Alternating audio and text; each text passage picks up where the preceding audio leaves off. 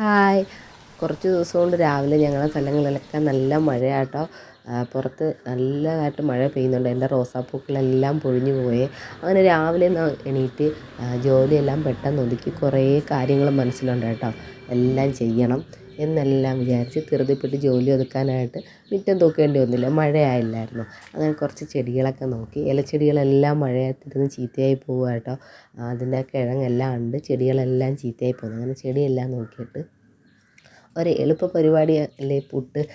വീട്ടിലെന്തെങ്കിലും പുറത്ത് പോകണമെന്നുണ്ടെങ്കിൽ രാവിലെ പുട്ടാക്കിയാൽ ആ പരിപാടി പെട്ടെന്ന് അങ്ങ് തീരുമല്ലേ. എനിക്കിഷ്ടം പുട്ടും കടും ചായയും കേട്ടോ. അങ്ങനെ പുട്ടും കട്ടൻ ചായയൊക്കെ ഇട്ട് അതിൻ്റെ ജോലിയെല്ലാം ഒതുക്കിയതിന് ശേഷം, കാപ്പിയുടെ പരിപാടി എല്ലാം ഒതുക്കിയതിന് ശേഷം നെത്തോലിയായിരുന്നു കിട്ടിയത്. അത് കട്ട് ചെയ്ത് കറിയും എല്ലാം വെച്ച് പെട്ടെന്ന് തന്നെ ജോലി ഒതുക്കുവാണ്. മനസ്സിൽ പല പ്ലാനിങ്ങോടുകൂടിയാണ് നിൽക്കുന്നത്. പുറത്ത് പോകണം, കുറേ പരിപാടികളൊക്കെ ഉണ്ട് എല്ലാം ചെയ്യാനായിട്ട്. അങ്ങനെ പെട്ടെന്ന് ജോലിയെല്ലാം ഒതുക്കി. പിന്നെ നോക്കിയപ്പോഴത്തേക്ക് കുറച്ച് പൊരിക്കാനൊന്നും ഇല്ലായിരുന്നു. അപ്പോൾ ഒരു മീൻകാരൻ കുറച്ച് കൊഞ്ച് കൊണ്ടുപോയി.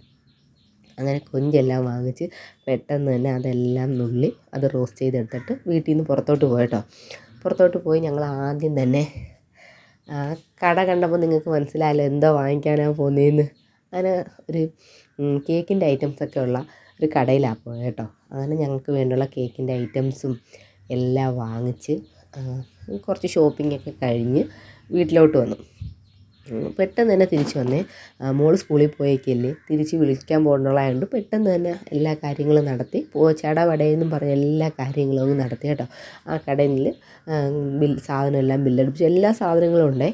അന്നേരത്തേക്ക് 2 കരിക്ക് വാങ്ങിക്കണമായിരുന്നു. അങ്ങനെ കരിക്കും എല്ലാം വാങ്ങിച്ച് വീട്ടിലോട്ട് വന്നു. പിന്നെ എനിക്ക് കയറി ഒരു ഡ്രസ്സ് എടുക്കണമായിരുന്നു. ഒരു ഡ്രസ്സ് എടുത്ത് അങ്ങനെ ഷോപ്പിംഗ് സാധനങ്ങളൊക്കെ ആയിട്ട് വീട്ടിൽ വന്നപ്പോഴത്തേക്ക് ഒരു ഫോൺ വരുന്നു. പെട്ടെന്ന് സ്കൂളിലോട്ട് പോയോ, മോൾക്ക് സുഖമില്ല എന്ന് പറഞ്ഞു. അപ്പോൾ തന്നെ എന്തോ പറ്റി. അങ്ങനെ ഞങ്ങൾ സ്കൂളിലോട്ട് പോയപ്പോൾ ആദ്യം വിചാരിച്ച് ചെറിയ എന്തെങ്കിലും വയ്യായ്ക ആയിരിക്കുന്നു. നോക്കിയപ്പോഴോ ഭയങ്കര പനിയും ചൂടുമല്ല. അങ്ങനെ ഞങ്ങൾ സ്കൂളിൽ നിന്ന് വീട്ടിൽ വന്നിട്ട് പെട്ടെന്ന് തന്നെ ഞങ്ങൾ മെഡിസിറ്റിയിൽ പോയി. അവിടെ പോയപ്പോഴത്തേക്ക് 108 ഡിഗ്രി പനി.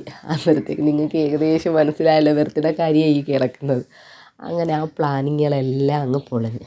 അങ്ങനെ എത്ര നേരം മരുന്ന് കൊടുത്തിട്ട് ചൂട് നിൽക്കുന്നില്ല.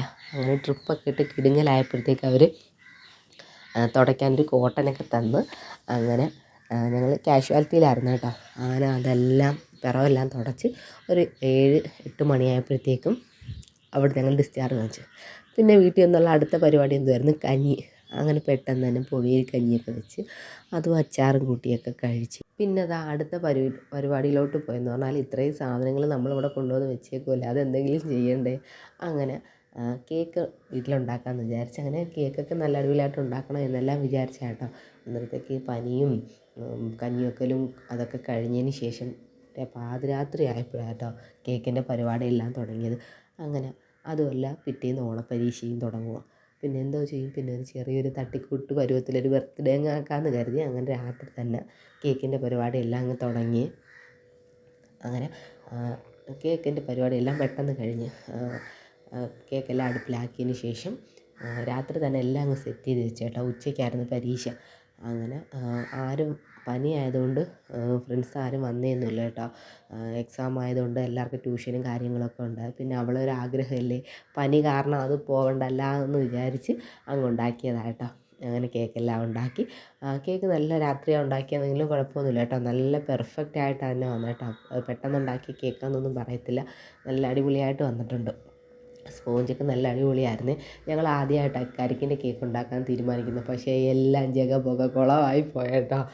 കുഴപ്പമില്ലാതെ, എന്നാലും മക്കൾ ആഗ്രഹമല്ലേ, ചില കാര്യങ്ങൾ നമ്മൾ ഒരുപാട് പ്ലാൻ ചെയ്താൽ അത് നടക്കത്തില്ലല്ലേ.